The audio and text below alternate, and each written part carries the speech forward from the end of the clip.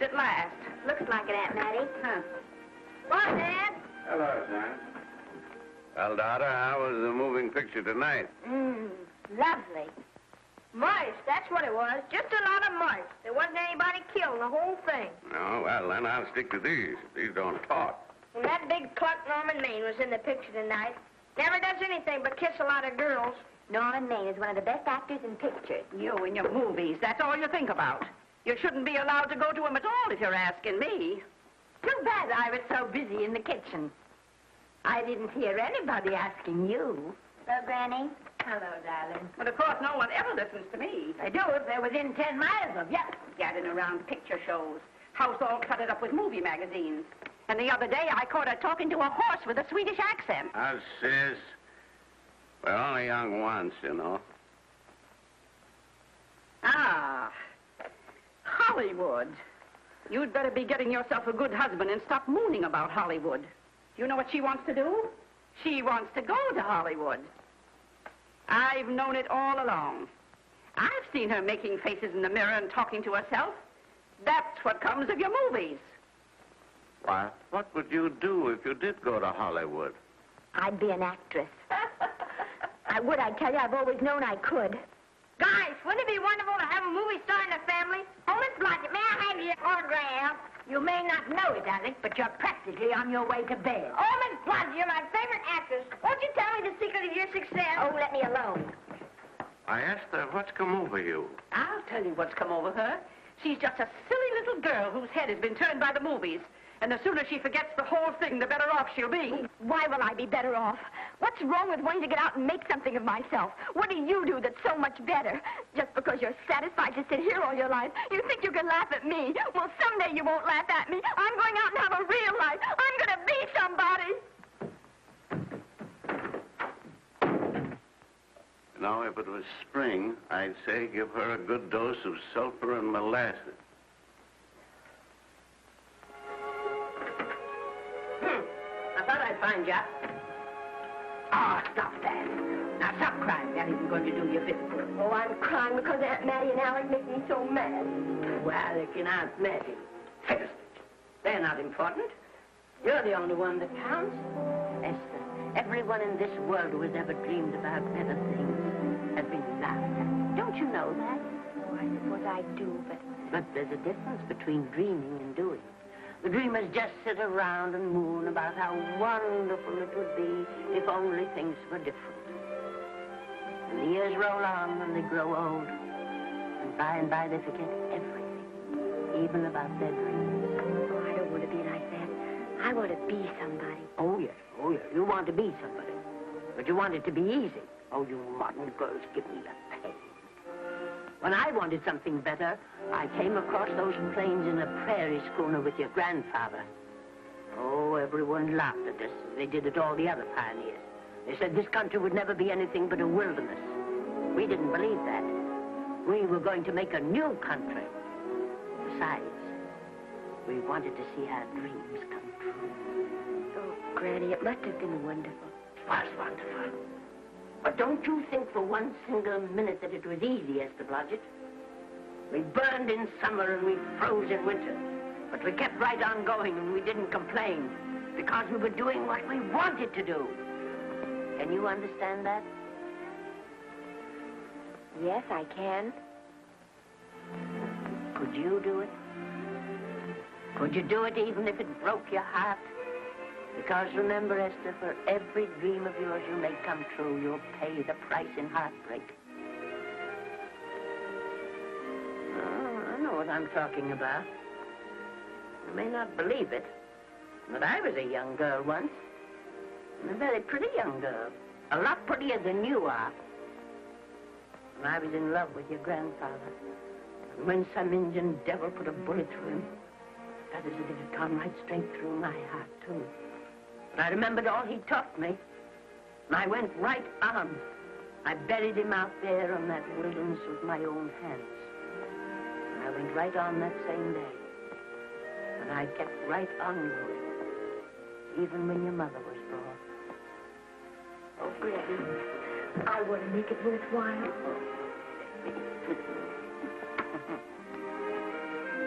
You know, Esther, there'll always be a wilderness to conquer. Maybe Hollywood's your wilderness now.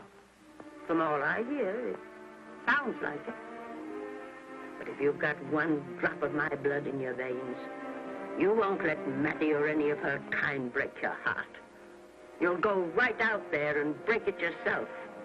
That's your right. Here. Oh, here. Stop that nonsense. Here. Take this and go to your Hollywood. Oh, I can't take your money. Well, why not? It's your savings. Well, I was only saving up for my funeral. Now I don't think I'm ever going to die. Oh, Granny, how can I ever thank you? By giving me your word of honor that you'll never tell a living soul where you got that money. I promise. Remember, if you do, I'll have you arrested for robbing me.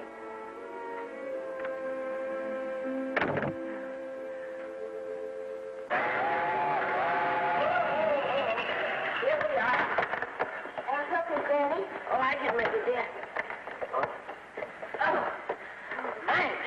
Oh, I kissed Dad goodbye. Just a little kiss. He didn't even wake up. I bet you didn't try that on your Aunt Mattie. Oh, Aunt Mattie. Think of her face when you tell her. I am thinking about it. I've waited for that chance for 30 years. There she is, girl. Oh, thank you, cousin.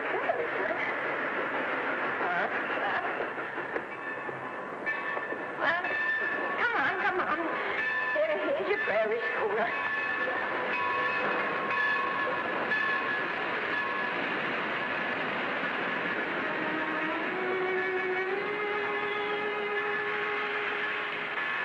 All aboard. Oh, Granny. Go on. Goodbye, Granny. Goodbye. I'll be waiting for you in those movie pictures. Don't tell Mattie. You know, my eyes are not as good as they used to be, but my ears are all right. So you remember, talk up good and loud. All aboard. Bye. Bye. Bye, Granny. Bye.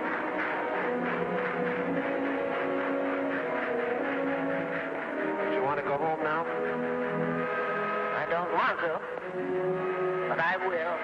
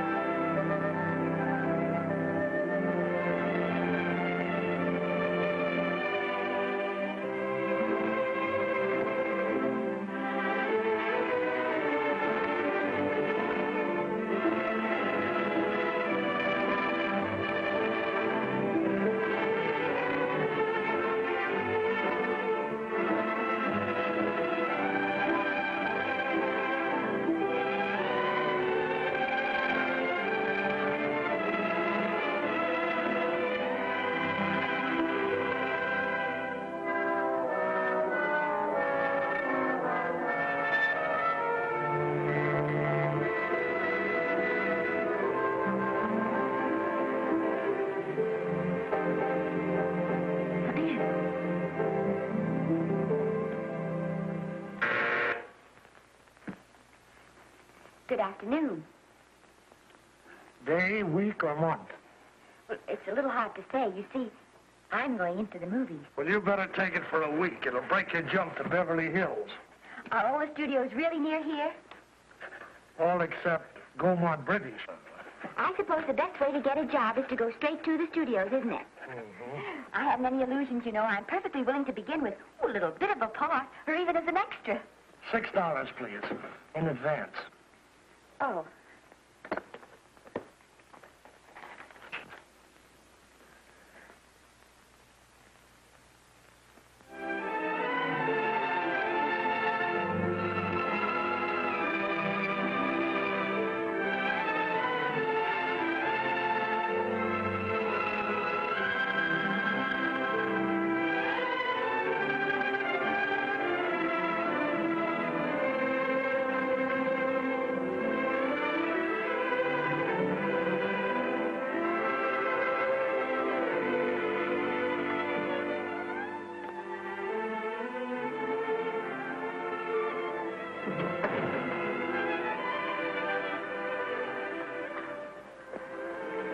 I beg your pardon.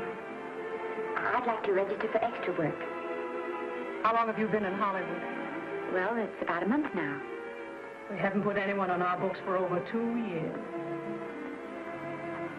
Come here. I'd like to show you something.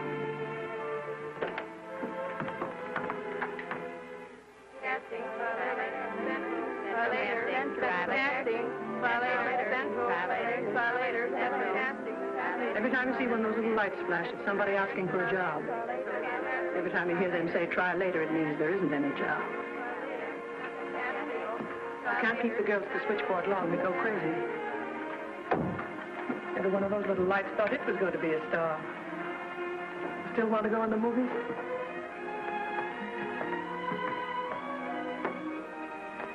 You know what your chances are? 1 in 100,000.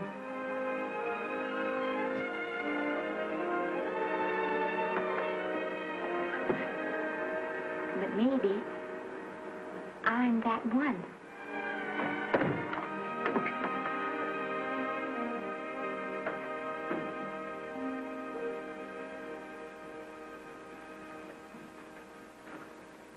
Any phone calls for me, Mr. Randall? Oh, no. Jesse Lasky and Sammy Goldwyn must be writing letters instead. How's the luck today? There wasn't any. Maybe you don't go at it in the right way. Now take Danny McGuire here. He knows the ropes. Don't you, Danny? Sure, I've had him around my neck for years. Huh? What? Oh, Miss Blodgett. Danny McGuire, our new tenant. How do you do? Mr. McGuire is a big director. Oh, are you really?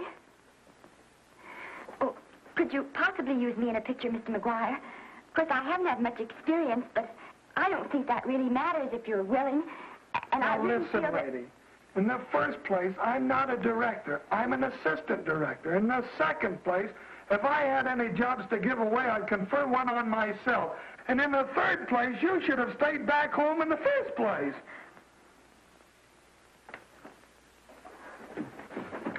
Oh, no, what have you done? Hey, wait a minute. Hey, don't be that way. Don't do that.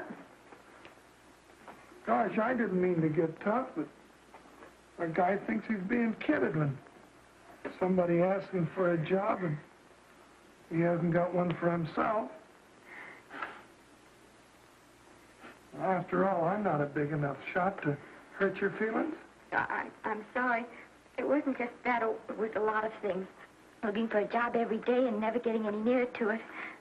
I guess I was beginning to get a little scared. I know. Lady, do I know. Well, there's only one thing to do for that feeling when you're tired and sunk and down to your last nickel. Come on and I'll buy you a drink. Well, it's not as bad as down to the last nickel. I've still got $11 left. $11? You're going to buy me a drink. Come on.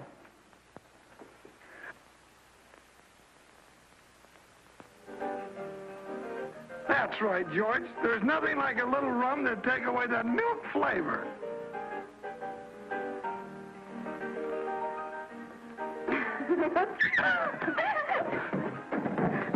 I beg your pardon. Certainly.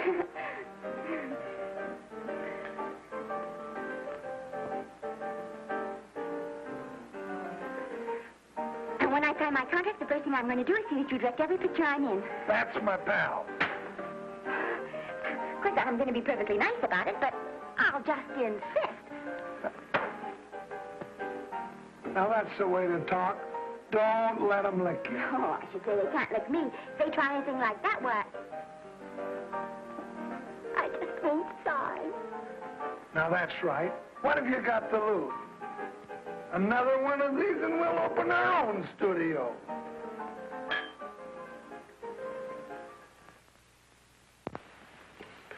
Bill rendered $24. Past due. Remit without further delay. Me.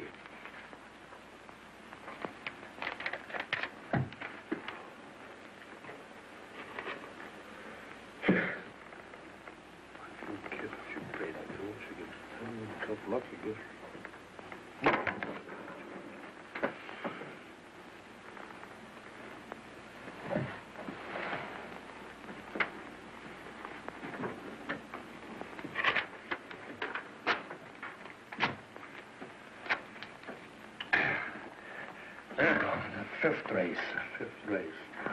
Tricap. Who's right? Tricap.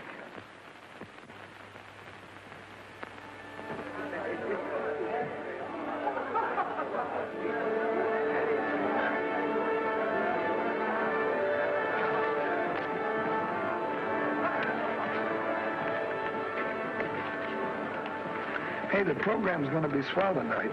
Now, you take this fella Beethoven. I'm a pushover for him. And Chopin, well, he's not so dusty either. But I kind of wish that once in a while they'd play something you could sort of go out whistling, you know, like Blood on the Saddle, Blood on. Well, there's a tune. Hey, why don't you throw your hat in the air or something, can't you? This is a celebration. My job starts tomorrow. I know it does, and I think it's swell, Danny. Gee, I wish you were in on it, too. But, oh, no, it would have to be a war picture. One of those big novelty numbers. A war picture without any beautiful women at the front. Oh, well, something will happen soon. Maybe. Why don't you go home, kid? Oh, Danny, I can't do that. I came here, and I've got to stay. Well, now, if it's on account of money, I can... Thanks, you've given me enough already. Anyhow, this is no time to be worrying. This is a party.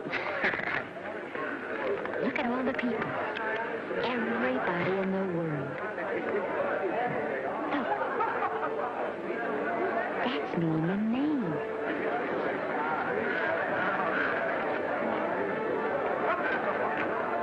And he seems to have had that one extra cocktail.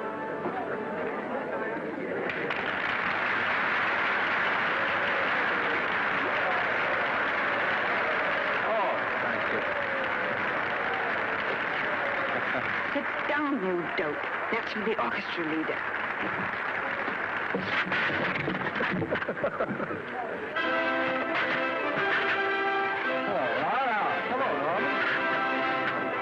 Oh, Mr. Maine, put your arm around Miss Regis. Otto, this is the Hollywood Bowl. Oh, afraid of crowds. Go on, get out of here. What's the matter? You getting too big to bother with photographers? Don't want any pictures taken now. Oh, is that so? Well, supposing I take it anyway. Well, shove that brownie number 2 of yours down your throat. Thank you, Mr. Maine. No, stop it!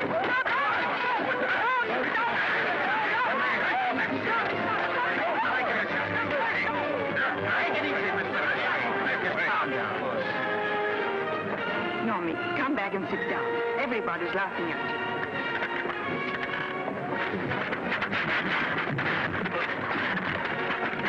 All right. Hi, Norman. Is he always like that? Well, I suppose he has to sleep sometime. Oh, and he's so wonderful on the screen.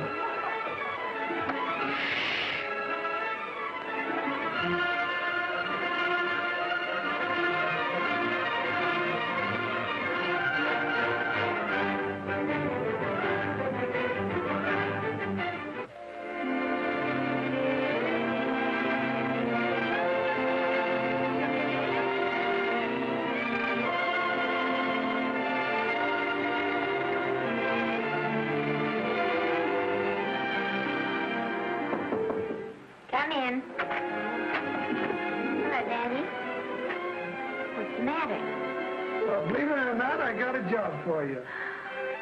Daddy, that's wonderful. When do I go to the studio? Well, you don't exactly go to the studio. Oh, it's on location. Well, it's not exactly on location. But of course, I have any makeup. Will you tell me what to get and sort of help me put it on? Well, you don't exactly need any makeup. You see, it's not really a picture job. Well, it's being a waitress. Oh. Well, it's kind of a picture job if you look at it right. You said it was a waitress. Well, it's waitressing for Casey Burke, the big director over at our studio. He's giving a party tonight to kind of celebrate on account of finishing the picture, and he wanted me to get him an extra waitress, and it's $5. And I thought of you right away, Esther. That was awfully sweet of you, Daddy. Well, there's going to be a lot of big people at Burke's house tonight, and I'll bet you there's any number of big directors, and if you're there, maybe they'll notice you. I could make them notice me. Sure you could, Esther. It's your chance. My chance. All right, Daddy, I'll do it. Oh, but I can't. I haven't got the right things to wear. Yeah.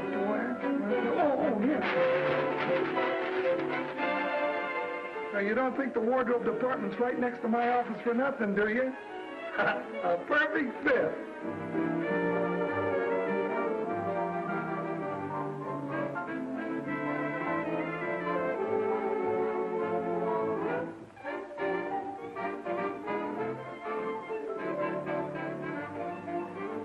Did you get to the preview last night? I did.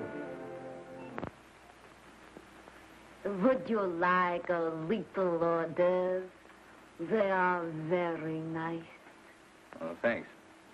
Well, what did you think of the picture? You should have saved it for Thanksgiving. What a turkey.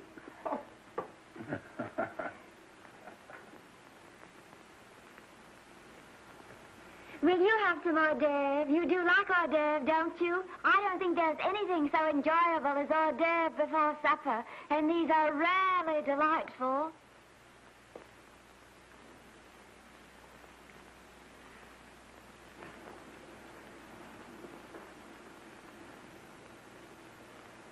And at the finish, the kid turns around and sings the lullaby to its mother. Pardon the big boys, but would you like a little hors d'oeuvre? They say they're the best in town. Don't tell me. I know. Mae West. That's a great twist. But where are you going to find a 2-month-old baby that can sing? Hello, Oliver. Oh, hello, Casey.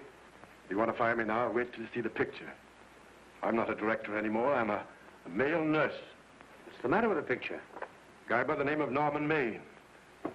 His work is beginning to interfere with his drinking. Oliver, don't tell me I'm to direct his next picture, too. Mm-hmm.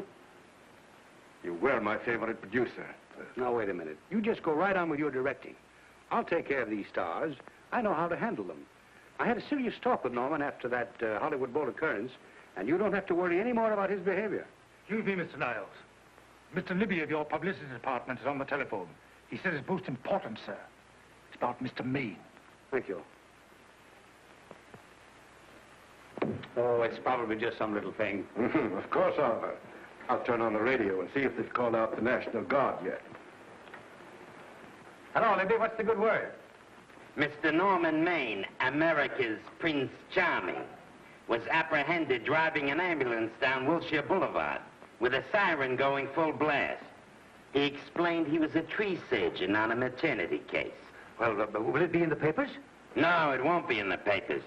But that's a nice, expensive hobby of yours, keeping Mr. Maine's informal entertainments out of the public press. Oh, that's fine work, Libby. Try and see that no one gets to Norman. He's probably home sleeping it off. All of them. Why can't you forget those dopes at the studio for one night? Business, business all the time. I don't know what's going to become of you. Norman, why didn't you call for me? Oh, by darling, why didn't I call for you? In case you've forgotten, I was supposed to come here with you. Oh, that's all right. I got here without any trouble. The only reason I don't slap your face. Yes, darling, I know. Hello, John. Oh, hello, man. What's the matter with Oliver? He looks as if he'd had bad news.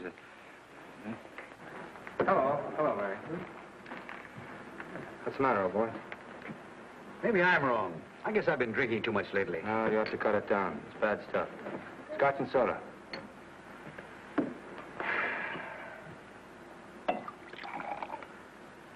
Come on. The word, you know, is pronounced when. Bad dialogue, Oliver. I'd rather not watch this. You know best. Soda. Thank you. Oh. Go ahead and say it. I've got it coming to me. Don't make it tougher on me, Norman. I don't want to stand here and preach, but take a look at my side of it. I'm trying to make pictures with you. I know. Costs are going up, and the grosses are going down. No, it isn't that. I've made lots of money with you, and I can afford to take a loss. But I hate to see you going the way of so many others. Why don't you get Lloyd's to insure you against me? You can't get insurance against a man forgetting who he is. You're a great star, Norman, but there's nobody so big that he can afford to have people refuse to work with him. Who doesn't want to work with me? You... Quiet. Listen, I know plenty of people who do. Yes, and so do I. But your real friends can't stand seeing you start to fall apart. What do you mean by that? The first signs are always the same. Not being able to remember your lines. Cameraman struggling to cover your hangovers. And all because you have to have a good time. Every day and every night. Listen, I've warned you for a long time, Okay, Norman. Oliver, you're a swell guy. You won't lose any money on me. I'll promise you that. I'll be ready for the curtains when the time comes. When it does, here's my epitaph. And now I think I'll, have a little drink. Scotch and soda.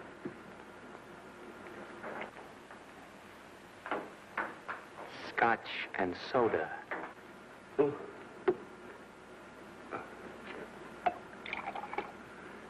Come on.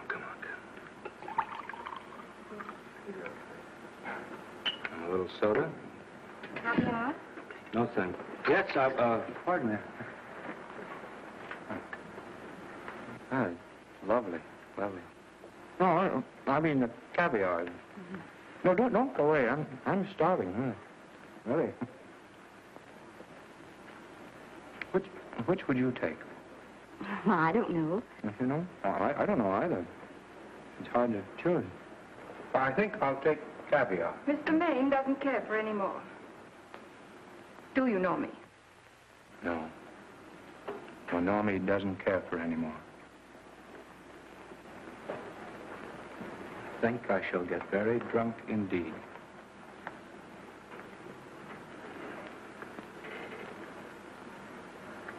Scotch and soda. Sorry, I have something.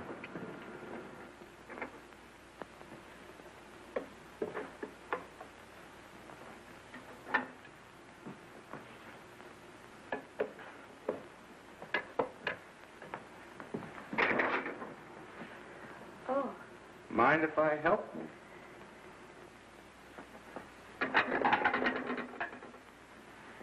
Won't they miss you? Oh, no.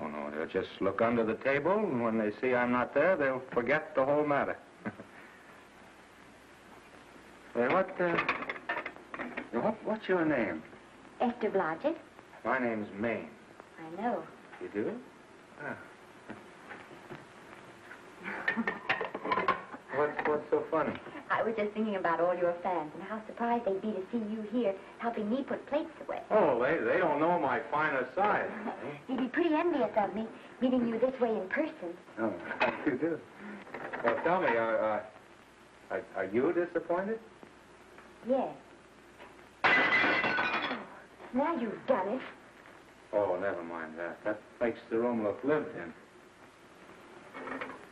Tell me, why are you disappointed? I was sitting behind you at the Hollywood Bowl the night you didn't want to be photographed. Yeah. I'm told I crept into many a heart that night. Oh, I can never explain this. You know, you have very pretty hair. You better get out of here. And a sensitive mouth.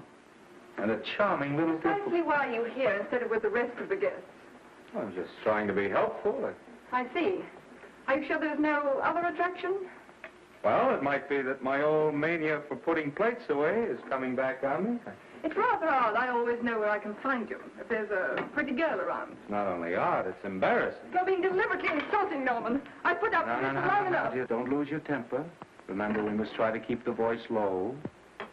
I know you'll excuse us if we go on with our work.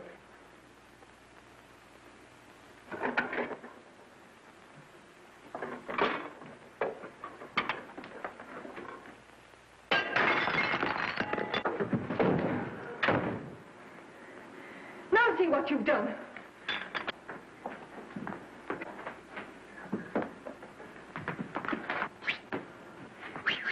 Come here. Help me up. Are you hurt? No more than usual. Come on, the wolves are on us. We gotta get out of here. Oh, I can't. The dishes aren't finished. Oh, yes, they are.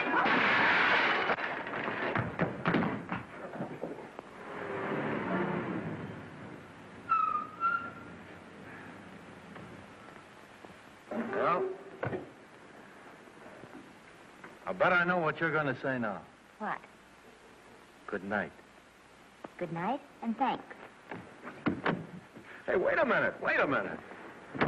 Hey, you realize that all I found out about you is that you're foolish enough to want to go into pictures? But why is it foolish? Look at you. Yeah, that's what I mean. No, I'd rather like to go into this matter a little more thoroughly. Oh, that's awfully nice of you. Why don't we go on up to my place and talk it over? Oh, no. Thank you very much, but I really must say good night.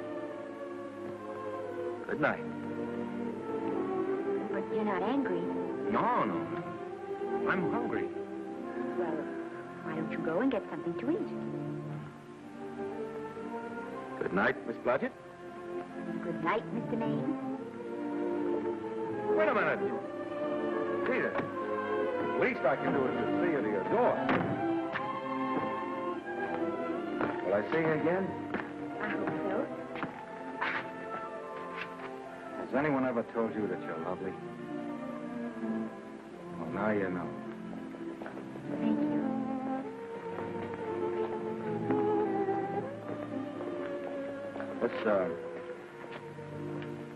It's hard to say, but I want to say it anyway. You know, I'm a screen. In private life, well, you know. But whatever I do, I still respect lovely things. And you're lovely. You understand? Yes, I think I do. And it isn't that bump on the head that's doing this. Well, I'm glad.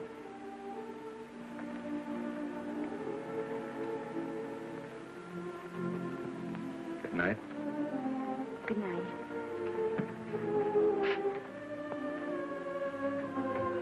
Hey!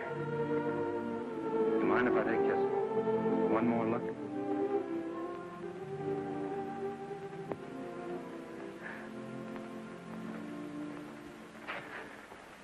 Go away. Quite impossible. I wouldn't even consider it. No.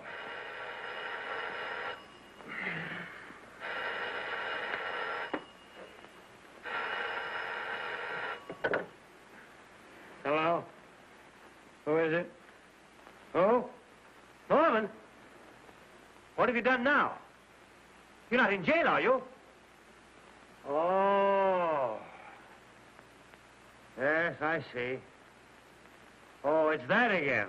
I see. She's beautiful. Yeah, I know. You want me to give her a screen test? Yeah, certainly. She's got wonderful possibilities. Oh, you know she's got something. Well, you knew all the other ones had something, too. Oh, no. I tell you, Oliver, she's got that sincerity and honestness and sincerity and honestness that makes great actresses. Oliver, I am so sure of this girl that I want to take the test with her myself. Listen, Oliver, you've worked hard. You're entitled to a break. You get...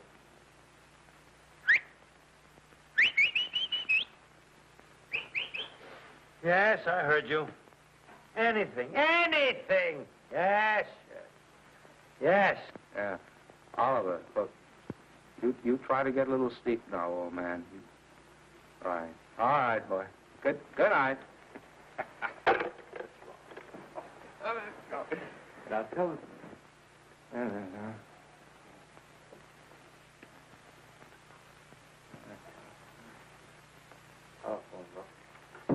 Telephone book. Hey, telephone. Hey, Oliver, telephone book.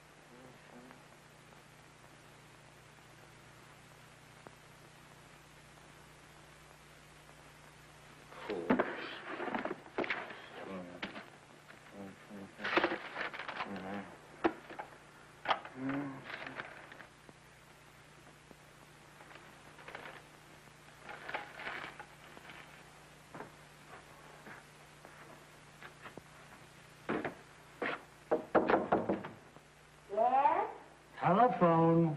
For me? Some drunk trying to be funny says he's Norman Maine. Oh, thanks. I'll be right down. And Miss Blodgett, would you give him a message for me? Tell him it's 3 o'clock in the morning!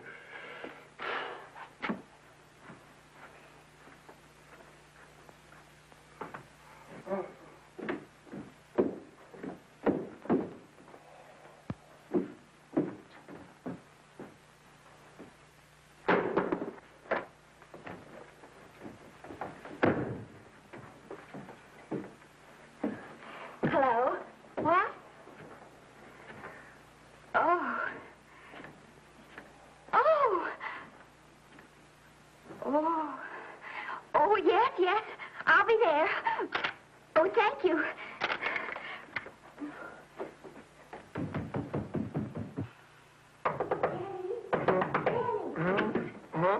Daddy, what do you think? I'm going to take a test tomorrow, and Norman Main's helping me do it. I'm taking one, too. Garble's assisting me.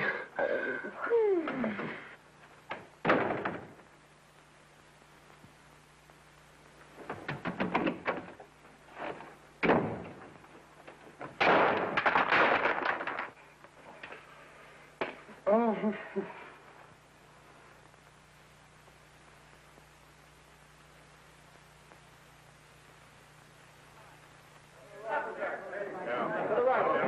Move that Gobo in. Would it still come out more? No, the Yankee. Is this light too hot for you, Hanley? Okay, but cut down on your back light. Put a double on that 90. Bring it down a little. That's it. Now pull it. Pull down on that 150. Ready to take it. Get pulled down on that 150. Okay.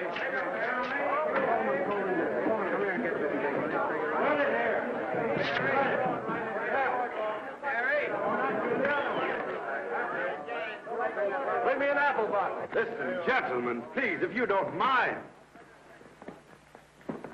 This is just a test. Ready, Mr. Burke? All ready, Mr. Burke. Ready, Mr. Burke.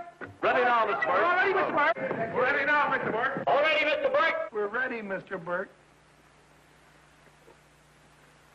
All right, let's take it. Quiet! Quiet! Quiet! Quiet! Quiet! Ready, Norman? Yeah. You ready, miss, what's your name? You'll soon know your name, Esther. The whole world's going to know it. But I'm so scared. Maybe I better not try it today. Oh, come on. Now, don't be foolish. They all had to go through this. Harlow, Lombard, Myrna Loy, and now Esther Blodgett. All right. I'm ready. This is a take. Rolling. Quiet. Hey!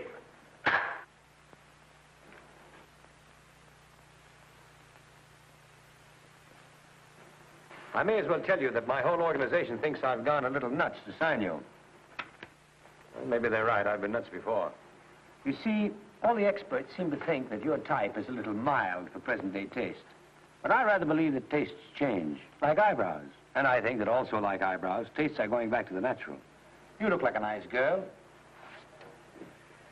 I think I'm going to like you. That's not important. I think the public will like you. That is important. Oh, yes. I see what you mean. I mean, I know it is. Only don't think it's going to be easy. Nothing you really want is ever given away free. You have to pay for it. And usually with your heart. Someone else told me that once. But you still have to work it out for yourself. Oh, well, all this is just a long way of saying, I'm glad you're with us and good luck to you. And now I'm going to turn you over to our demon press agent, Libby. Don't let him frighten you. He has a heart of gold, only harder. And for the love of Pete, learn to close your mouth and keep it closed, even in your love scenes.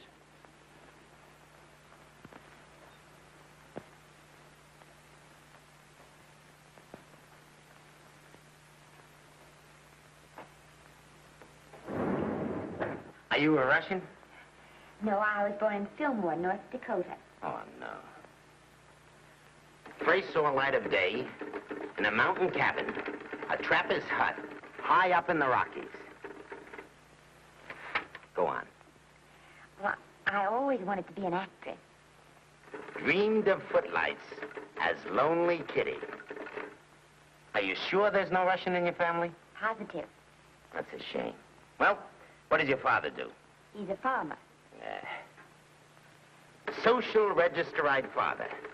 Fed up with hypocrisies of 400, sought wilderness for consolation. There amidst the mountain flowers, he raised another blossom. His lovely little daughter. What's your name? Esther Victoria Blodgett.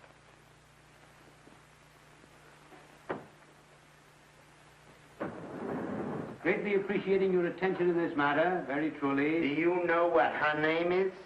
Esther Victoria Blodgett. Hey, we'll have to do something about that right away. Esther Victoria Blodgett. Well, that Blodgett's definitely out. Let's see, Esther Victoria. Vicky, how about Vicky? Oh, I think that's terribly cute. Let's see, Vicky. Vicky what? Vicky, pronounced Vicky. See, Esther, Besta, Sesta, Desta, Festa. Oh, that's very pretty. Jester, Hester, Desta, Lester. Vicky Lester. Oh, I like that. Say it. Vicky Lester. Say it again. Vicky Lester. Say it again. Vicky Lester. Say it. Vicky Lester. Say Vicky Lester. Vicky Lester. Vicky Lester. Vicky Lester. Vicky Lester. Flash. Oliver Nile Studio discovers new starlet, a Cinderella of the Rockies. Her name is Vicky Lester. Those who have peeked tell me she couldn't be more divoon. The face of an angel and such natural talents. Her voice is a symphony. Her very walk, they tell me, is enough to drive men mad. Not that way. Get the lead out of your feet. Lift them up.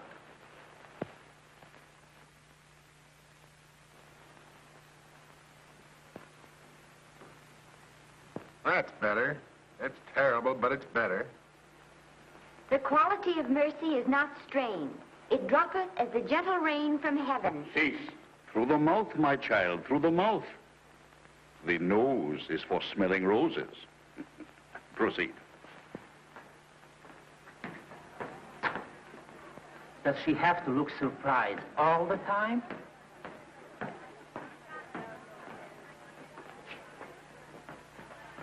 Anyway, it's just a rough sketch. Pretty small mouth, eh? Oh, well. Give her that Crawford smear.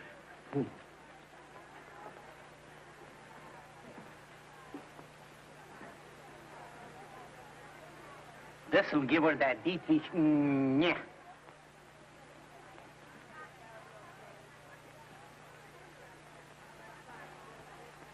We're on the wrong track.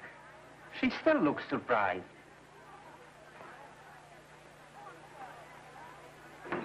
Listen, drunk people. We're shooting on the set this morning, not in the commissary. Now, come on, snap into it. Acme Trucking Company? No. Mr. Smith is not in.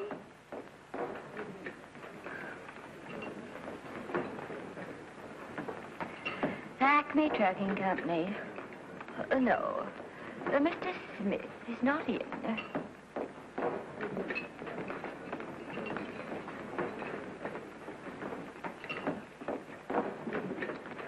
Good morning. What can I bring you, Mr. Maine? That just shows how long you've been here. Mabel, bless you. How soon are you and I going to be married, huh? I don't know. You'll have to ask my mother.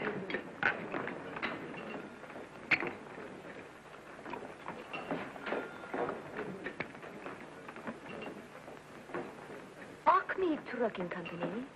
No, Mr. Smythe is not in. Acme Trucking Company?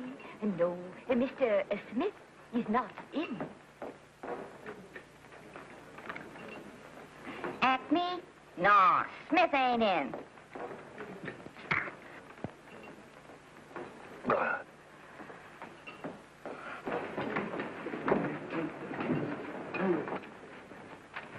Acme Trucking Company? I'd like to speak to Mr. Smith, please. Mr. Smith is not...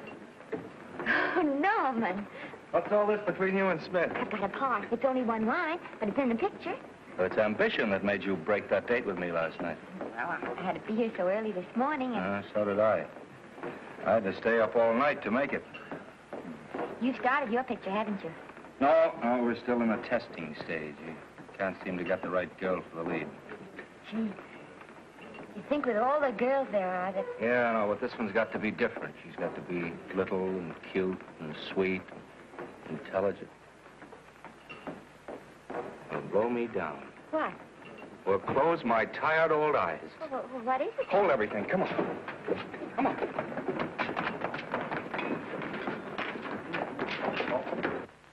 Well, you've been through the whole casting directory. I work day and night, Mr. Niles. And I'll work with her, Oliver. And I can be mean or nasty or anything you want, Mr. Niles.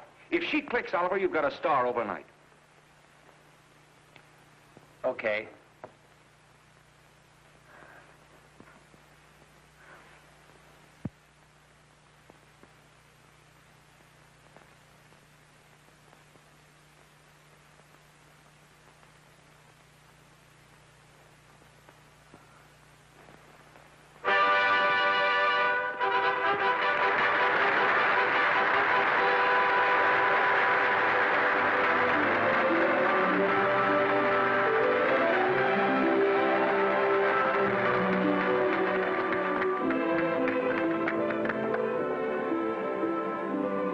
Wait till you hear them at the end of the picture.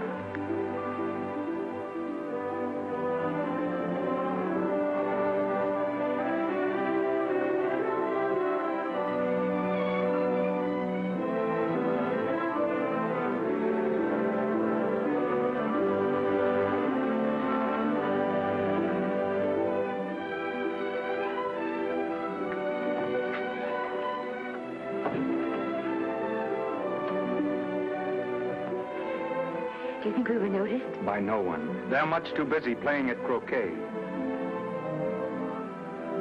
I've loved you all my life. But we only met 2 days ago. That's when my life began.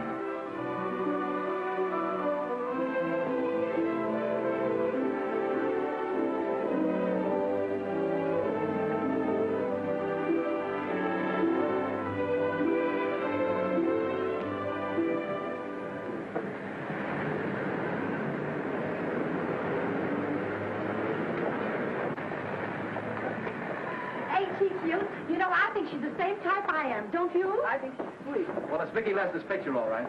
I think she was much better than he was. These producers are so horribly down. They won't know how good she is. Well, maybe it's because she's a good girl. No, Maine's not so bad, but it's Vicki Lester they'll go to see. Vicky, darling, I think she's the most precious little thing I've ever seen. The knockout, Libby. You might mention that when you write your review. That Lester kid's a gold mine. Didn't you like Norman Maine? Was he in it? Libby, I'm afraid we have another hit. Huh? It's in the bag, neatly tied up with beautiful pink ribbons. Say, where are Norman and Vicki? I don't know. I thought you had them. I wish they'd come. We're having a party at the Trocadero. Isn't it thrilling running away from people? Norman, it's so exciting, So new. A star is born. Come on, run.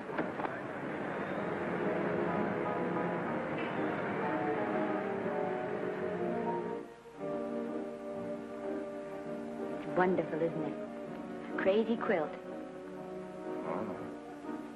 It's a carpet that's spread for you.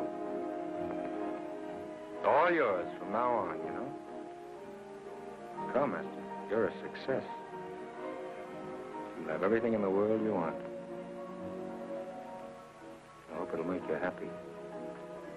Hasn't it you? Then there was one thing I never had.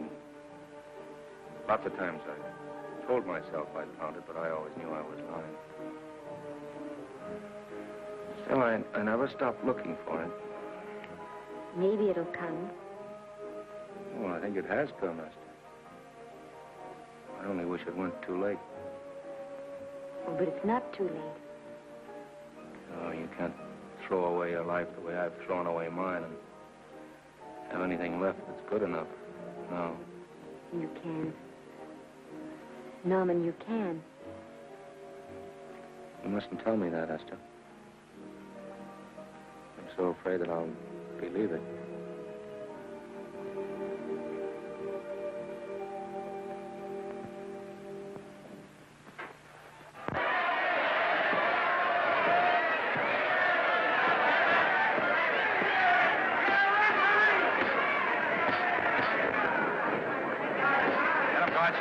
Shoot your right.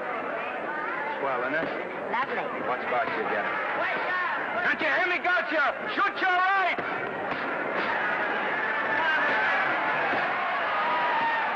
He's down! Gotcha, got him! Gotcha, got him! He did, didn't he? Yeah, but he'll be up, though. You like it? Sure I did. You like me? Sure I did. That reminds me, will you marry me? No, thank you. Come on, Gotcha, finish him. Why won't you marry me? Wasn't that dependable? Hey, shoot your right! Throw away your money? Break him up in there, break him up. Drink so much. Well, suppose I quit drinking. Yes? Come on, Gotcha, shoot the right in there, the right! Suppose I save my money. Yes? There he goes, let him have it! Suppose I became absolutely dependable on all occasions. Yes?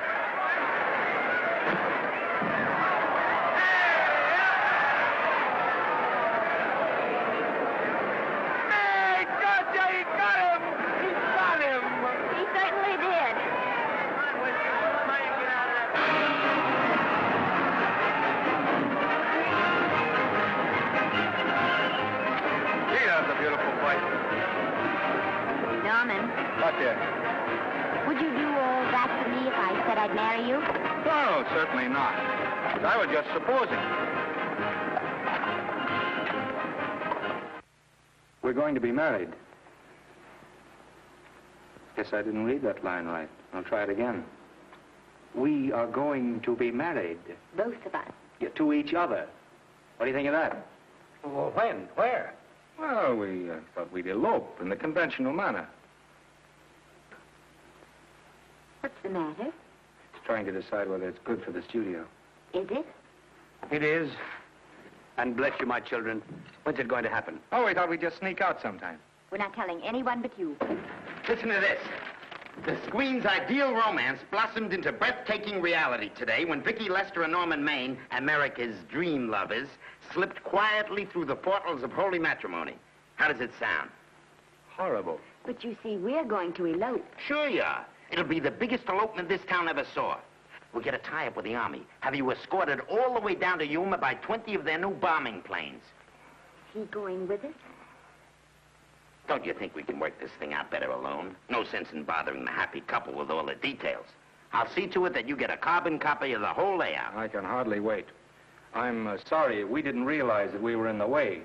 While you're settling the details, you don't mind if I take this woman out and buy her a ring? Sure, go ahead. We want everything legal. That's a charming match. A nice girl like Vicky. And public nuisance #1. Now, wait a minute, Libby. Norman's all right. And if you'll pardon my pointing, Vicky's business is her own. It doesn't require any comments. I wasn't making any comments. I just said it was a rotten shame. So go ahead and plan the elopement. Oh, that elopement stuff is out. You can't get any scope in that. We're going to have a wedding. Where'll we have it? Customary place, I believe, is a church. Nah, it's been done. This has got to be something big. The beach. I can visualize it. The bridesmaids in bathing suits. 20,000 Santa Monica school children spelling out the word love. It's a novelty, but is it big enough? Why not the city hall? A police escort of every motorcycle cop in town. Sirens screaming, confetti pouring out of buildings like the Lindbergh reception in New York, only on a big scale. What's the matter? Isn't it big enough? And now if any man can show just cause why these two may not be lawfully joined together, let him now speak or else hereafter forever hold his peace. Do you, Alfred Henkel, take this woman as your lawful wedded wife? Will you love, comfort, honor, and keep her in sickness and health as long as you both shall live? I will. Do you, I beg your pardon. Do you, Esther Blodgett, take this man as your lawful wedded husband? Will you obey, serve, love, honor, and keep him in sickness and health as long as you both shall live? I will. Place the ring on her finger. Hurry, please. Now, by virtues of the power invested in me as Justice of the Peace of San Bardo Township, County of Los Angeles, I pronounce you man and wife.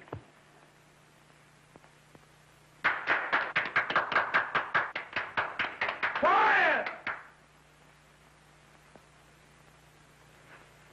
And now I must exercise my prerogative of office. I hope you'll be very happy, Mrs. Hinkle.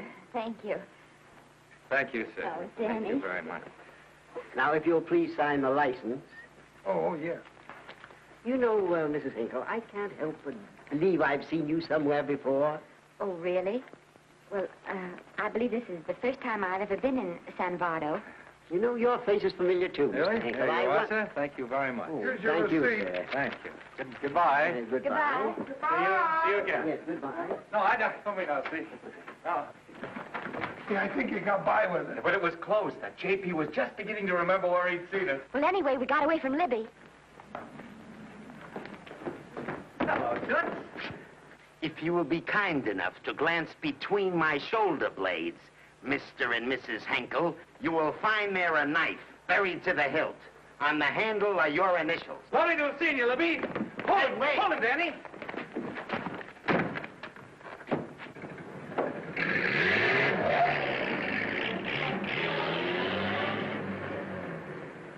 There go a couple of rats I raised from mice. Well, they got a right to get married, haven't they? I haven't got any right to double-cross the public, and I haven't done it yet. Hey! People versus Porky Washington. We're charged with violating Section 600. Young man, you're in contempt of court. Operator, get me the Los Angeles Tribune. I've a good mind to put you under arrest. Wait till I make the score. You wait, too. Tribune, give me the city desk. Johnny, this is Matt Libby. I got a flash for you. Norman Maine and Vicky Lester were married at 2:30 this afternoon. Vicky Lester? Court recess.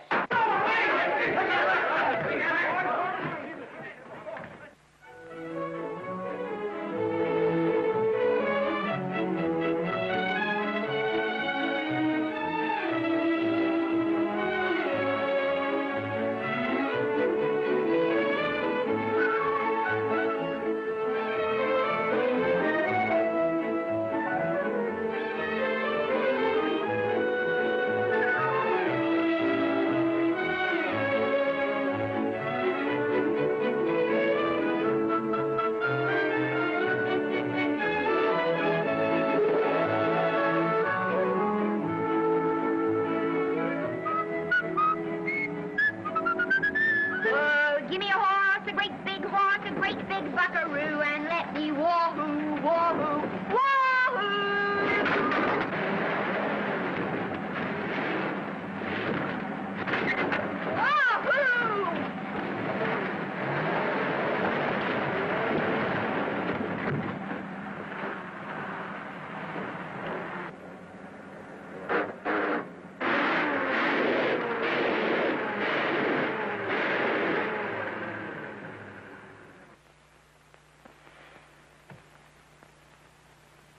Wahoo.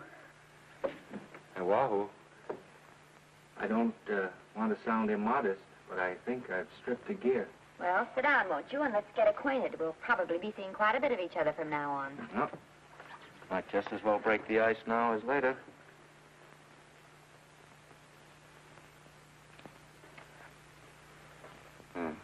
Now we're old friends. Hey, have I got time for a shower before dinner? Plenty, if you can find the shower. I never can remember where that thing is. Does it pull out or slide under? Here, I think I can find it. Nope, it's the linen closet. Here it is. Nice work. Oh, half the time those things are just luck. I'll see if I can disinfect this steak.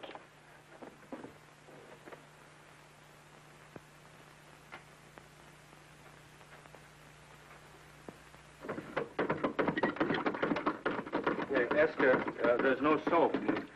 Here. Thank you. Oh, Annette, Yes, dear? I'll need a washcloth, please. Oh. How you fix the cigarette? You know I never smoke underwater. Well, what do I do to make this thing work? Pull that gadget at the top and pray for rain. Well, I can't reach it. I can't get my hands up. If you've gone in there with your arms down, you'll never get your bath. Unless you're a contortionist. Yeah, well, I'm not a contortionist, and don't throw that up to me now. You knew it when you married me. Will you close this door, please?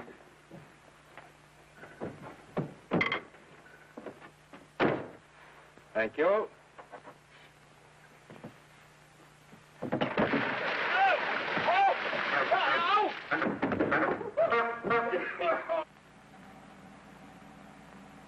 Norman!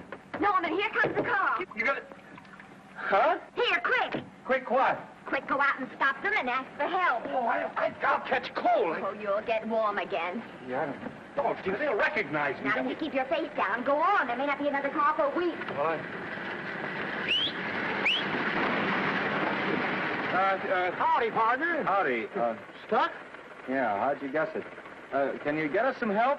Well, I reckon not. You know, it's a long way to town. We're pretty busy down at the place. Well, I got to get out of here. I've got my wife with me. Don't she like the country? No, and we're short of food. There's a lot of game in them woods. You know, well, my wife can't shoot. Well, you're sure up against it. Sorry I can't do anything for you. Well, wait, listen, I'll be frank with you. I'm Norman Maine. Who? Norman Maine. Well, my name's Judd Baker. Glad to have met you. Well, so long. Hey, wait a minute. Listen, you don't... So you're Norman Maine.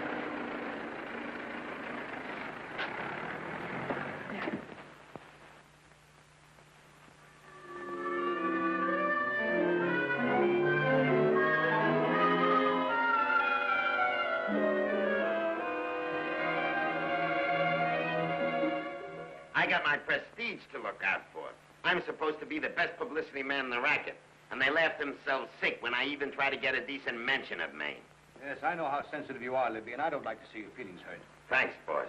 Now, Vicky, there's a dish for free space. But if Maine swam across the Pacific, the papers would keep it a secret. Well, the exhibitors don't like him, the critics don't like him, the public don't like him, and I don't like him. Who likes him?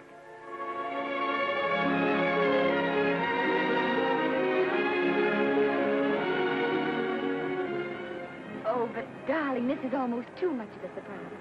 And there I was in my touching innocence, thinking we were going to live at the beach house. Oh, we'll still keep the place at Malibu. But this is special. This is our castle. It used to be in the air, you know? Well, we'll never use any ugly words like contracts and pictures and careers. When we come in those gates, we'll check the studio outside. Come on, I got another little surprise for you.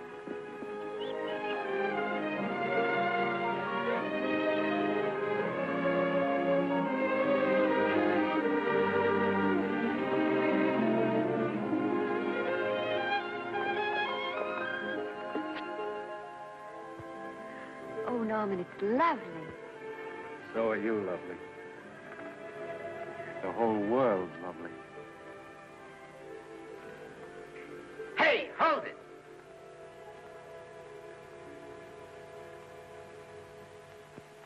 That's it. Caption, their honeymoon never ends. All right, let's get some pictures. Now, if the bride will sit here and the groom stand behind her, we'll have something unique. Now let's go after something different. You sit down and she'll stand up. Pretty radical, isn't it? Yeah, but in a nice way. Okay, Otto, fire. Caption, their honeymoon begins anew. Ah, the producer. Caption, their honeymoon ceases abruptly.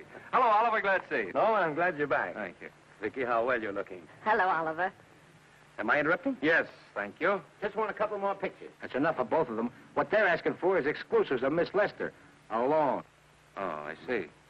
Well, come on, Oliver, let you and me get exclusive. See you later, Vicky. But don't worry, Otto. My camera smashing days are over. They ain't your only days that are over. Oh, hold that, Miss Lester. Gorgeous. Well, Oliver, how's the dividend situation? Very pleasant. I think we'll show $2 million on the next quarter. Oh, smart move of mine to sell my stock, eh? Oh, well, when you need money, you need it. Well, some people save up for just such an event. You know, there's bound to be a rainy day occasionally. Yeah, but as a citizen of California, I've always refused to admit that. Yes, I know, but still it does rain. Well, anyway, you can thank me for some of those dividends of yours. Mm-hmm. Oh, can't you? Oh, sure. That was a little too quick, Oliver. The matter, the Enchanted Hour was a smash hit, wasn't it? Well, it made Vicky a star overnight. Yes, it should have. How about me? Oh, let's talk about business at the office, Norman. Beautiful pool you have here. Beautiful. Oh, now let's talk about it here. Didn't they like me? Well, maybe the pot wasn't just right. That was the best part of the year. Look, Oliver. You think I'm slipping? Can you take it? Yeah, go ahead. The tense is wrong. You're not slipping. You've slipped. Oh, my fan mail's still big. Norman. Fans will write to anybody for a photograph. It only costs 3 cents for a stamp, and that makes photographs cheaper than wallpaper. But every 25 cents they pay for a theater ticket buys them the right to be a critic. And your last few performances, Norman, have not pleased your critics.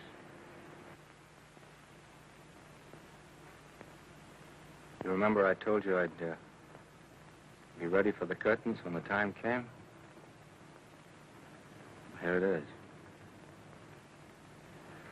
Let's call off the contract, no hard feelings. We're not quitting, either of us. There's no explaining these things. We've all seen how the public turns. Maybe we can turn them back. I've got a swell script lined up for you. About Esther.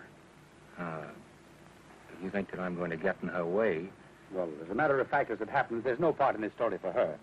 I'd more or less planned to star her in a picture of her own, with that young Pemberton opposite her. He's coming along nicely. Good for young Pemberton. All right, Oliver. We'll make a try at it. Let's hope it's not too late.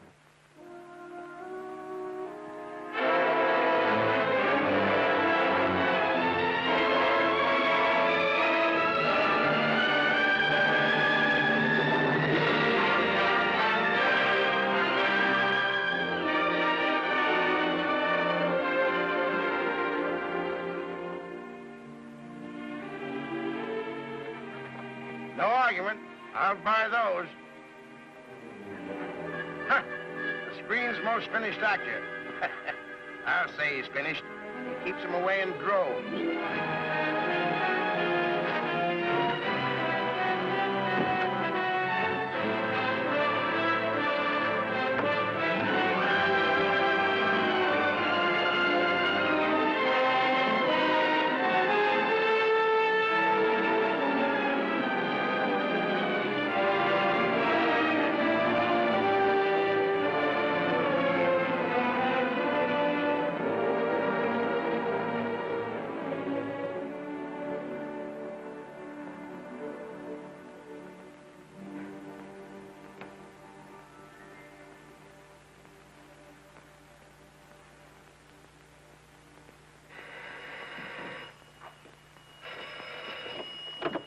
Hello?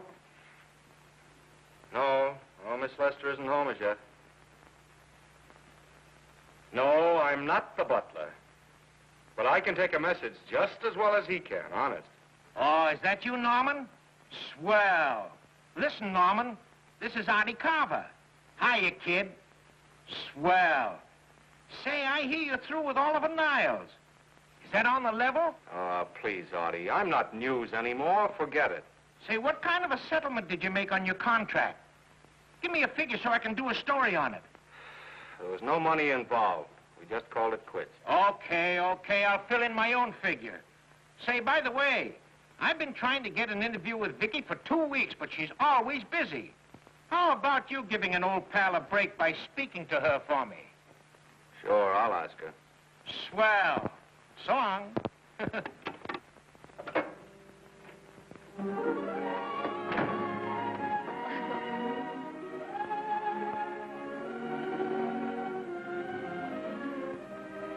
I didn't mean to be late, darling, but Casey wanted... All right.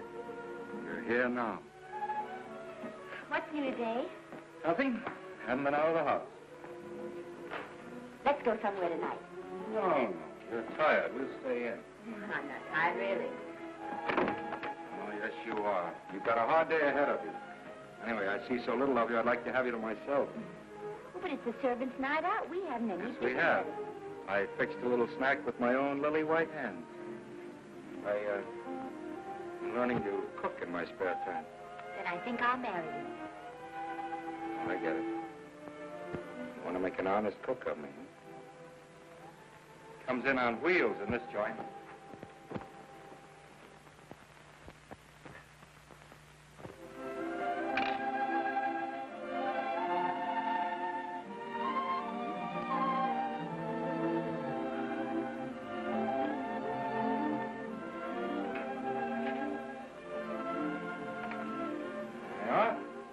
How's it look? Wonderful. Huh? That's what I thought. Now then, don't be formal, just pitch in. Yeah?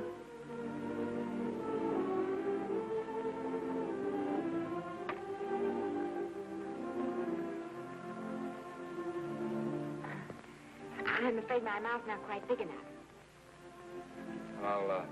I'll measure it next time and make them to size.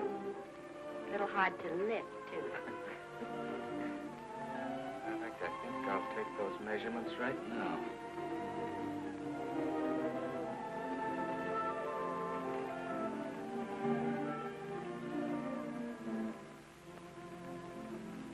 That's what I wait for. All day. That's why I rush home without even changing my costume.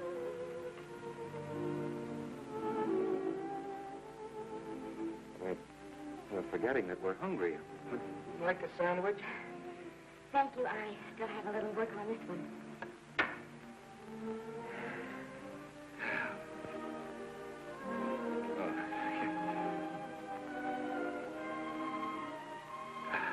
Norman, will you unhook my dress? I can't breathe. Mm-hmm. You know, all the time I thought it was the kiss that made you breathless. A lot of hooks, huh? Uh-huh. Why don't you have a zipper? That's a good idea. You better? Yes.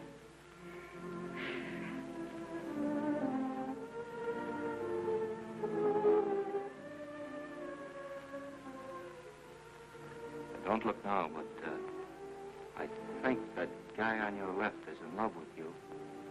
I hope so.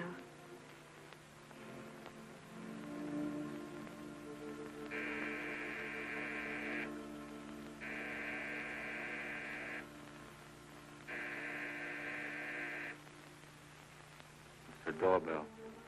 Is it? Maybe they'll go away. Oh, I never do at a time like this. Come here. Just a minute, dear. I'll be right back.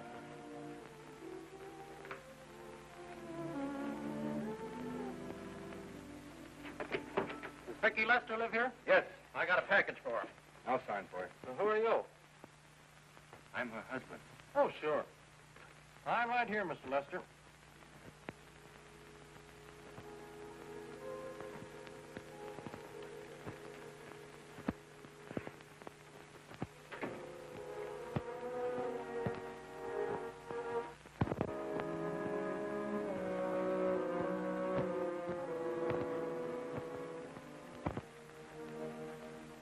package for you. Oh, by the way, I forgot to tell you, they want you for a benefit at the Shrine Auditorium next Wednesday night. I told them I'd ask you. And, Oh, darling, I don't want to hear about that now. Well, you better wait till I finish before I forget them all. The Academy dinner secretary phoned. She wants to know if you want a table reserved for you. Oh, yes, Artie Carver called and asked if I'd use my influence with you to get him an interview. I told him I'd try. That was all, I think. Oh, Norman, let's don't talk about those things now. We're forgetting the wonderful food you prepared. Well, I'm not very hungry now. I think I'll fix me a little drink. But Norman.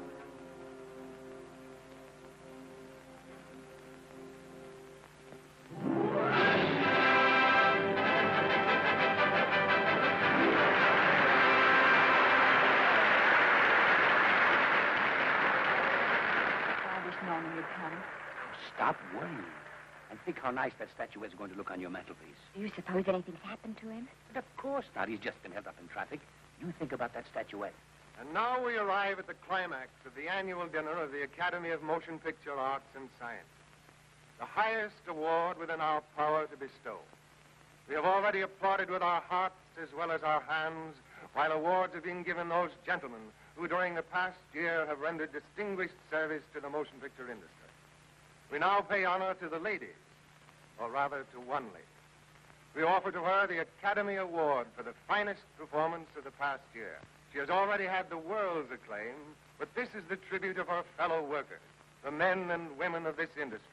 It is not only my pleasure, but my privilege to present this award to the actress who created the unforgettable Anna in Dream Without End, Miss Vicki Lester.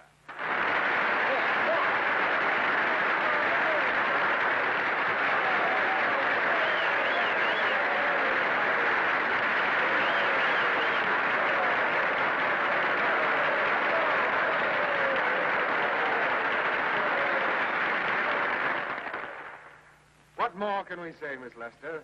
This says it all for us.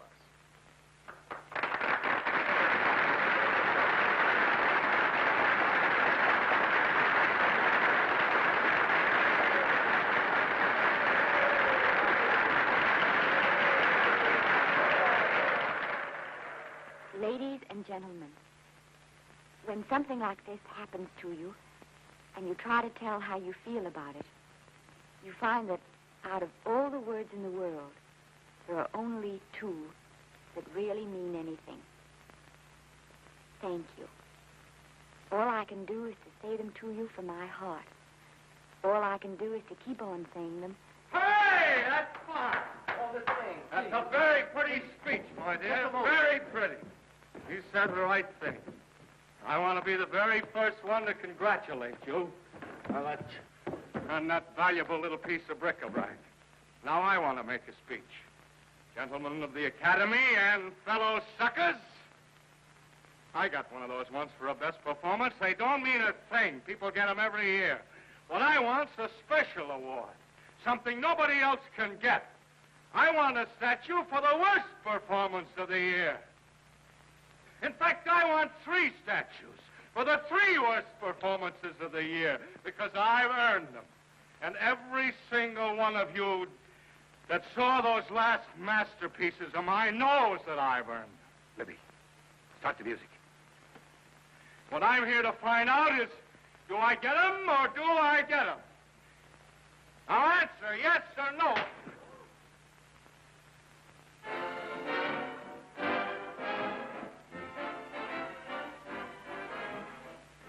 Norman, darling, let's go and sit down.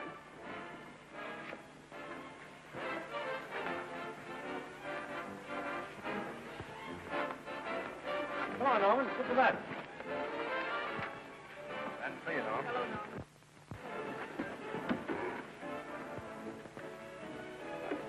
Hello, Norman, how are you? Hi, Oliver. My dear, do let me congratulate you. You must be terribly proud and happy tonight. Thank you.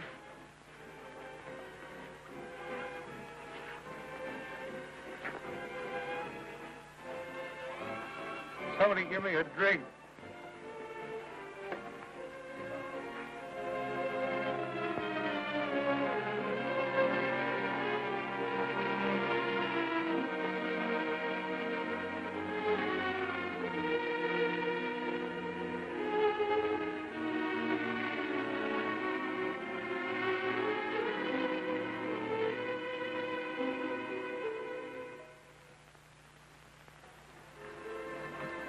Oliver, nice of you to come to my dressing room. Vicky, how are you? I missed you. Everyone's missed you. Have a nice trip. Well, a 3-month tour of the theater circuit scarcely comes under the head of pleasure. But the way they're screaming for your pictures all over the country. Miss Lester, if I may talk shop, you are a knockout. Thank you. It's good to hear that. You've been crying. A little. How's Norman?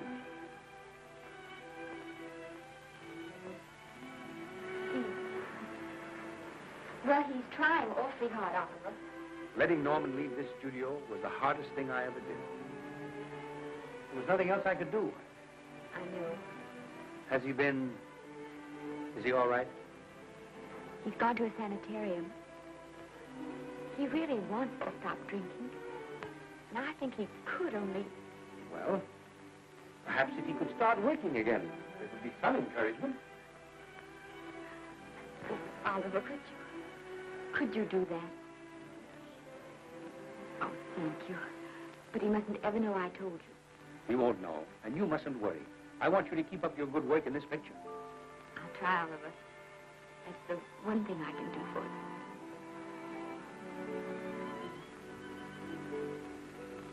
you. If you'll just sit here, Mr. Niles, I'll have Mr. Maine brought down. Thank you.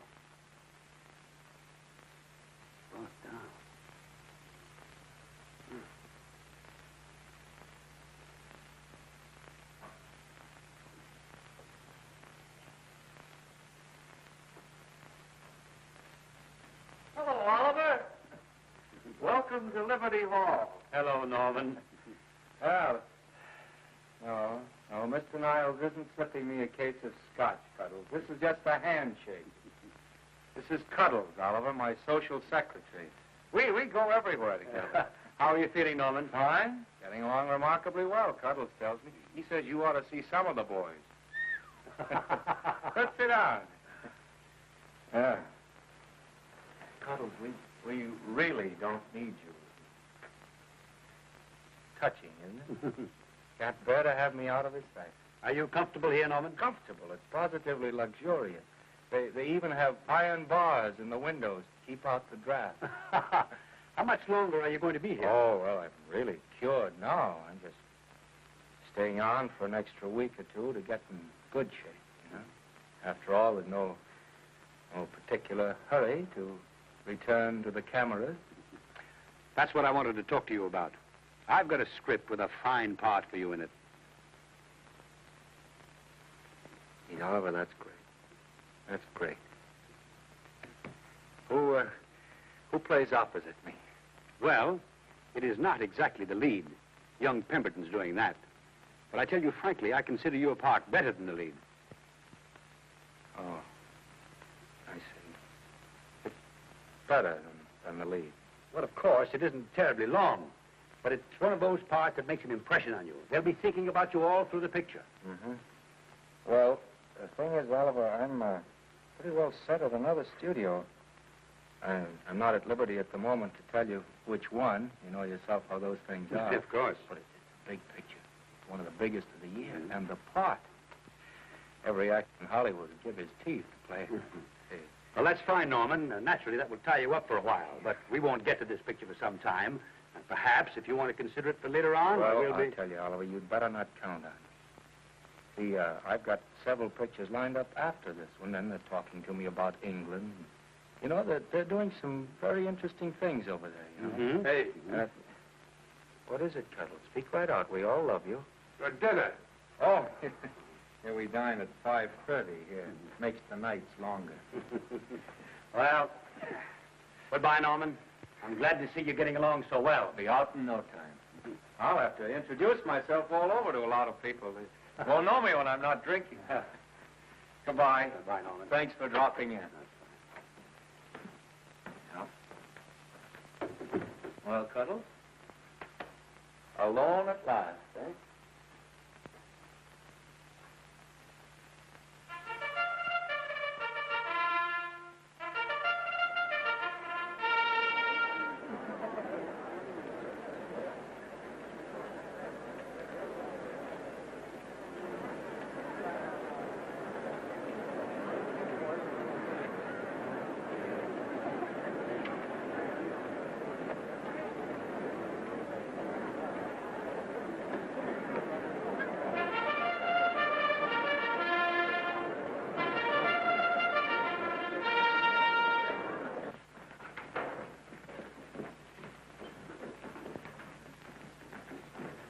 Bert?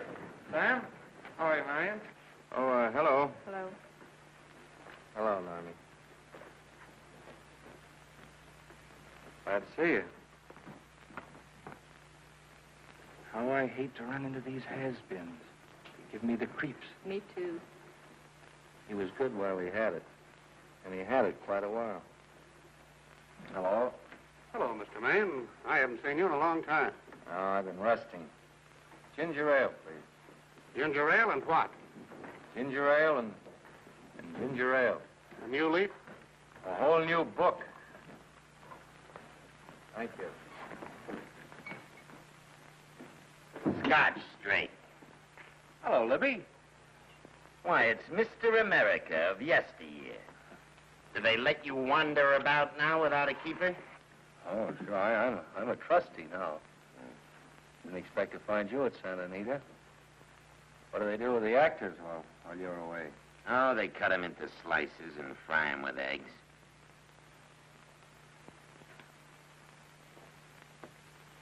I suppose you'll be here all the time, now that you've retired from the hurly-burly of the silver screen. Well, we're living down in Malibu now and pretty lonesome with Esther away working all day. Well, I wouldn't squawk about that if I were you. It's nice to have somebody in the family making a living. Oh, wait a minute, Libby. I don't want to forget that we're friends. Friends, my eye. Say, listen, I got you out of jams because I had to. It was my job, not because I was your friend. I don't like you, and I never have liked you. Nothing made me happier than to see all those cute little pranks of yours finally catch up with you and land you on your celebrated face. Pretty work, Libby. Always wait till they're down, then kick 'em. I don't feel sorry for you. You fixed yourself nice and comfortable. You can live off your wife now. She'll buy you drinks and put up with you even though nobody else will. Wait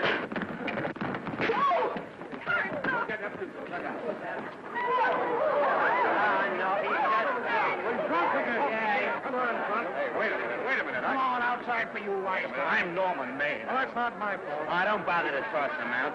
He's harmless. All right, Mr. Libby, if you say so. Sure, let him go. What can he do? He can't fight any better than he can act. Norman Maine. Oh, he's drunk again. Why, he's been drunk for years.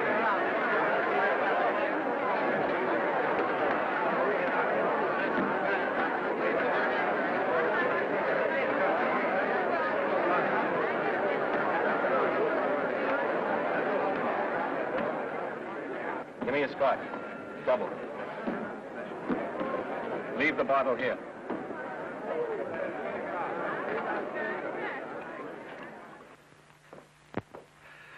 Vicky, you'll be ill. Why don't you try to get a little sleep? But he's been gone 4 days. 4 days and not a word.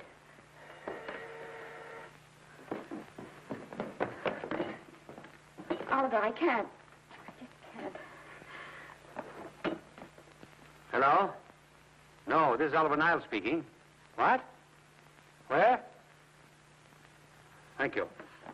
What is it? Nothing. Oliver, tell me. He's in the night court. He's been arrested on a drunk charge. Now, he's all right. He isn't hurt. I'm going right on and get him out. I'm going with you. Vicky, it isn't any place for you, and if it gets in the papers, What there'll do be... I care about the papers? I'm going with you.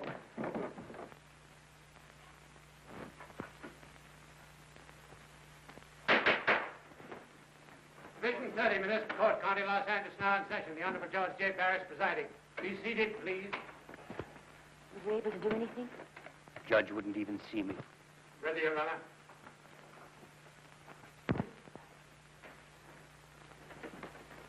I want to advise you that you're entitled to be represented by counsel, to be confronted by the witnesses that may testify against you, to compel witnesses to attend on your behalf to a public and speedy trial by the court or by a jury, and the right to be admitted to bail.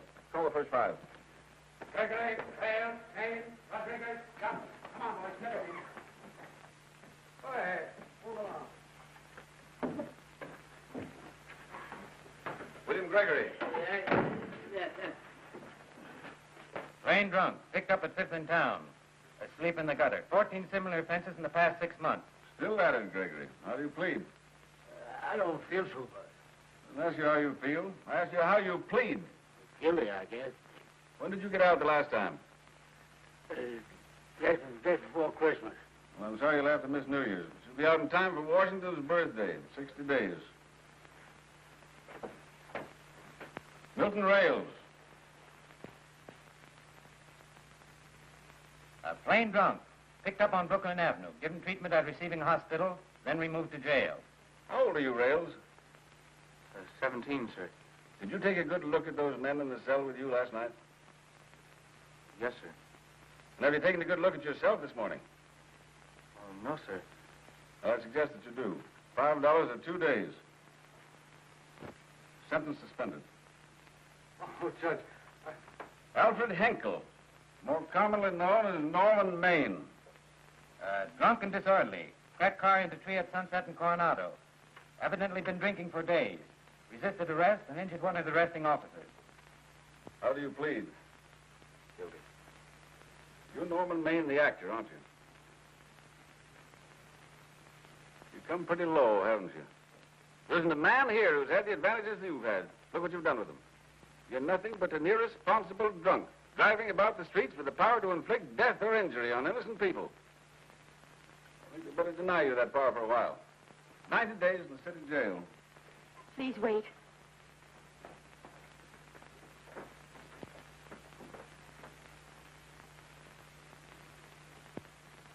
I'm his wife.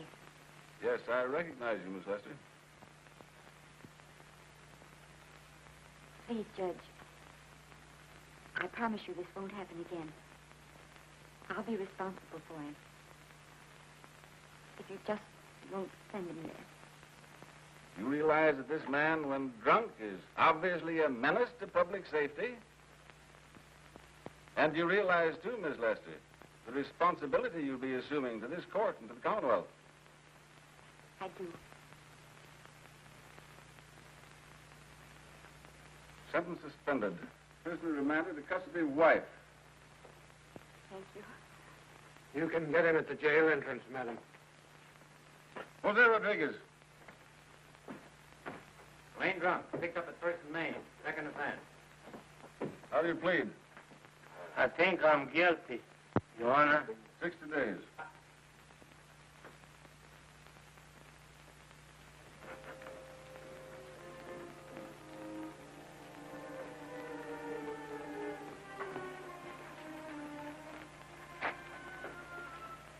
Yeah, I'm so tired. Hold it, Mr. Maine. A picture. Oh, no. What about a statement for the press? Oh, no, please.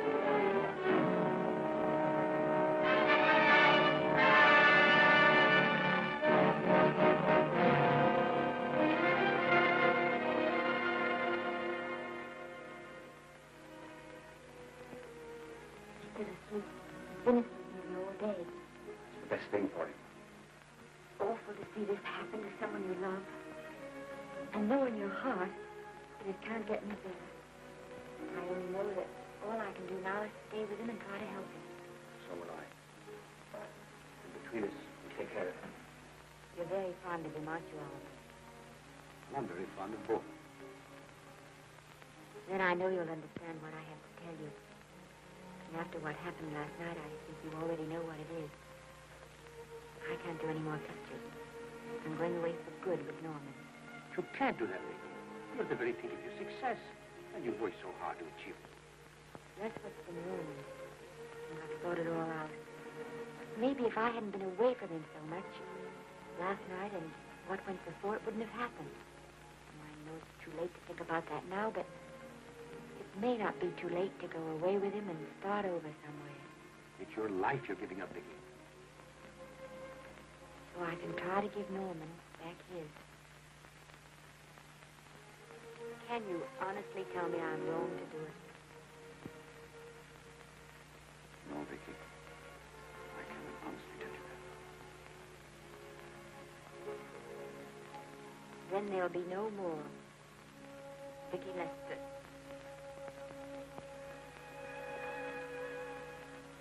Come on, walk to the door with me.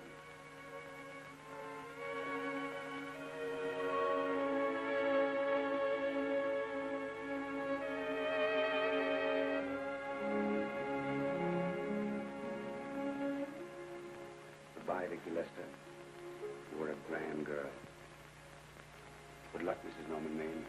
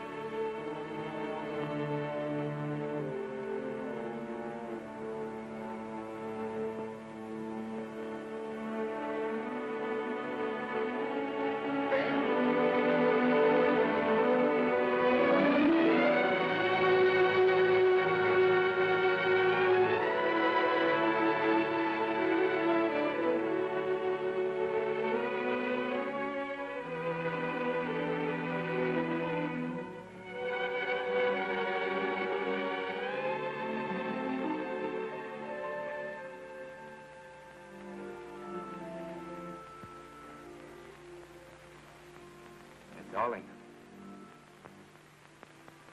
this is Maine coming in to apologize again. Oh, I'm sorry, dear, but it isn't you. What other troubles have you got? None. I was just playing a scene with myself. Now, look. I'm just coming out of the jitters, and you're just going into them. This is a swell household. Isn't it? I'll tell you what we'll do. I'll promise to brace up if you'll go on the wagon. I guess I have been drinking too much. You know what I'm going to do? I'm going to be an athlete. You mean with great big muscles and everything? Well, roughly speaking. Going to join the YMCA? It costs too much. I'm going wading out in our front yard. No. Sure. Would you like me to go with you? Sure, if you'd like to. No, Miss, I don't think I will. It might spoil this beautiful, natural wave. Yeah, I guess that's right. But, darling, look, could you have a hot toddy, and some hot soup for me when I come back? Some hot soup? And I'll make some of those nice sandwiches. No, Miss, do you have to?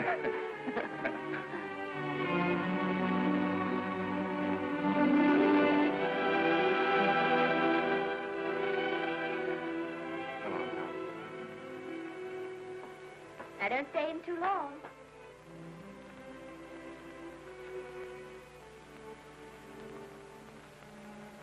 Hey!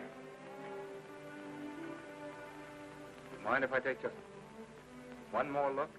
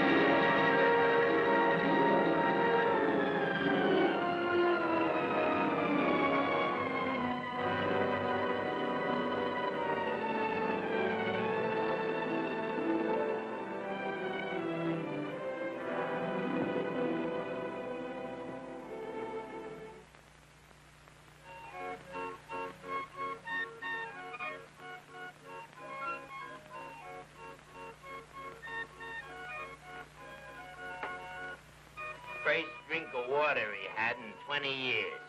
And then he had to get it by accident. Pardon.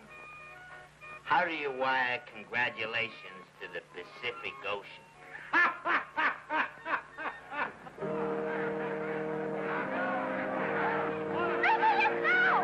Oh, you can't see her face. Hello, Vicky.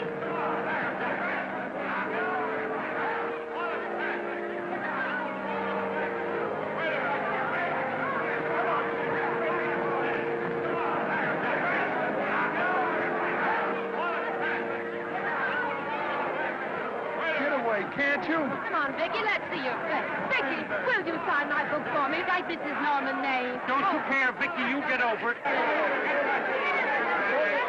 Stand back, can't you? Don't you cry, dearie. He wasn't so much.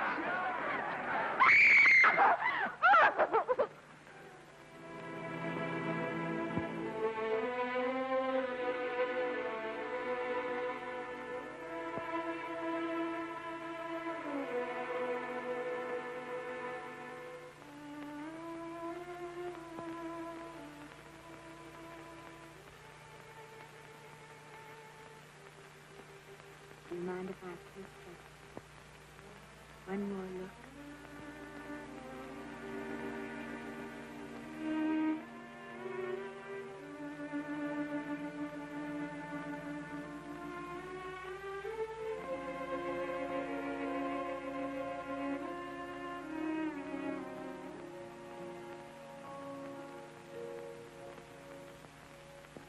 Here are the paychecks for the servants, Graves.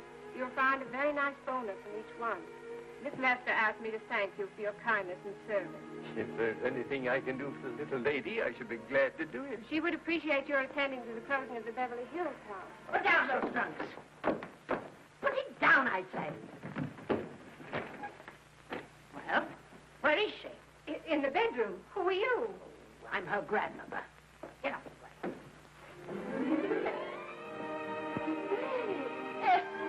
Granny, darling. Oh, I'm so glad to see you. What made you come? Oh, I know when I'm needed. Now get out of here. Go on, get out of here, all of you. I want to talk to my granddaughter alone. I came just as quickly as I could, but I'm going home. I sent you a wire yesterday.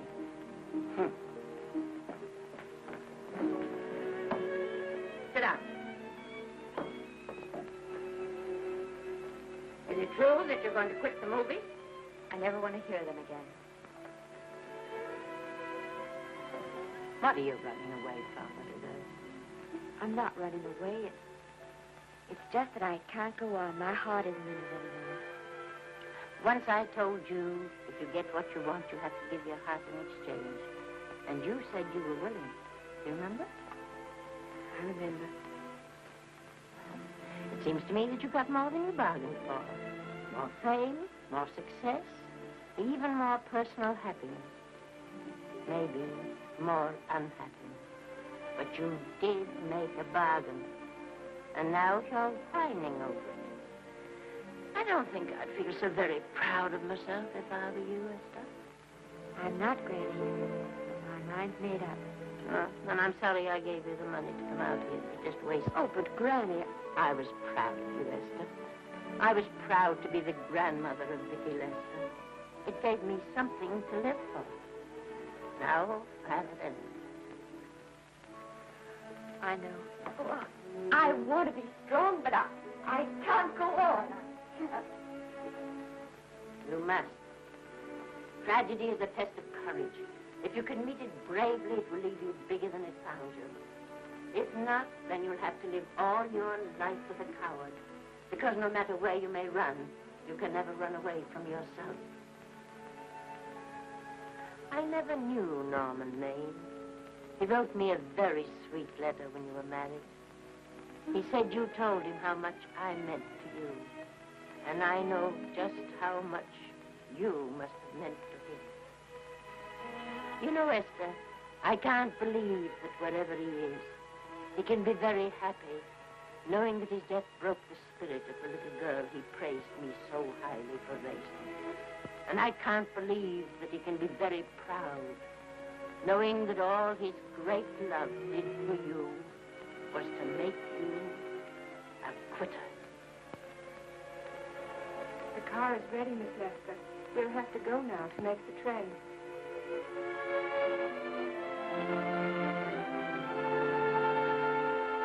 Put the car back in the garage.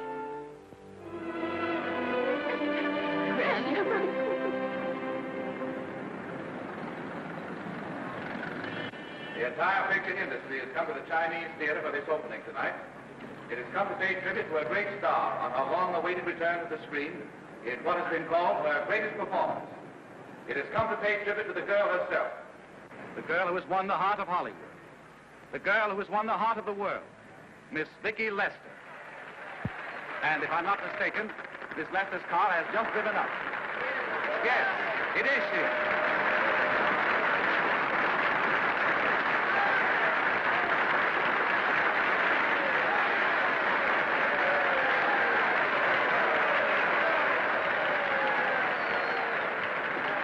I hope this doesn't scare you too much. I scare very slowly, young man. 6 mile, folks, please.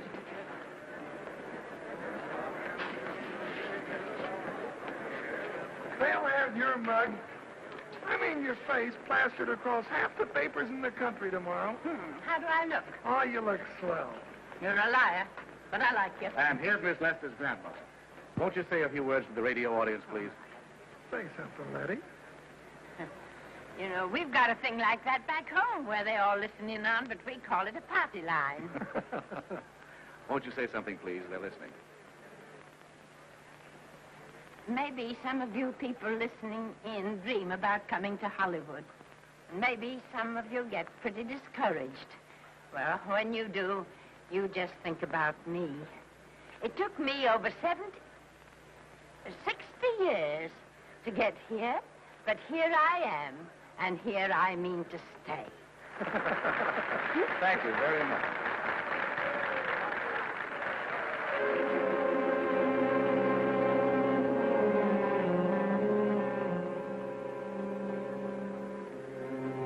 Miss Lester. This microphone is on an international hookup. Throughout the world, your fans are hoping that you'll say a few words to them.